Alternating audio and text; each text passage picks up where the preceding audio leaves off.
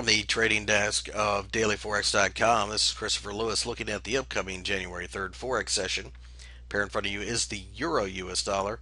As you can see, I have some lines drawn on this chart that represent, to me at least, fairly significant levels. And I will go ahead and add 1.29 as well.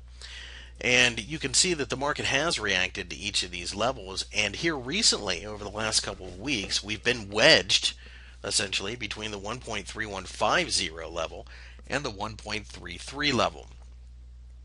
During Wednesday trading, when the Asians came on board, word had gotten out that the United States Congress had agreed to an agreement for the fiscal cliff issue. And you can see that the market shot straight up, as you would expect. After all, this pair does tend to rise with risk appetite. And we slammed into the 1.33 handle. However, as the Asians left and the Europeans stepped in, this pair was sold off. And it was sold off enough that it tested the bottom of this range. That's a pretty bearish sign in the sense that if the fiscal cliff cannot make this pair break out to the upside, what's going to? That's my first observation on this chart.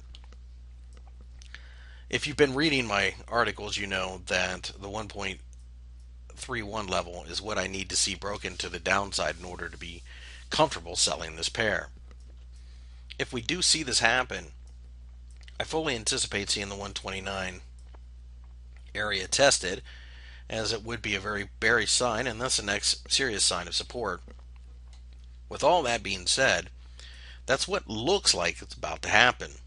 Again, I would want to see 131 cleared, and in an environment where the Dow Jones went up 308 points during the session, although I would expect this pair to be much higher, you do have to realize there's a certain amount of bullishness out there. The question then becomes, is it possible that traders had already priced this in? And I think that's a reasonable assumption because we've basically shot up since the beginning of November. And I believe this last leg was probably all in anticipation of some type of deal being worked out. Now in the United States, we begin the arduous process of debating the debt ceiling. That one is going to be much nastier than this fiscal cliff one was. And as a result, we've already seen congressional members less than 24 hours after the deal comes out taking shots at each other verbally. Because of this, it is possible that maybe the markets are a little bit nervous about that going forward, that we've just simply gone from one problem to the next.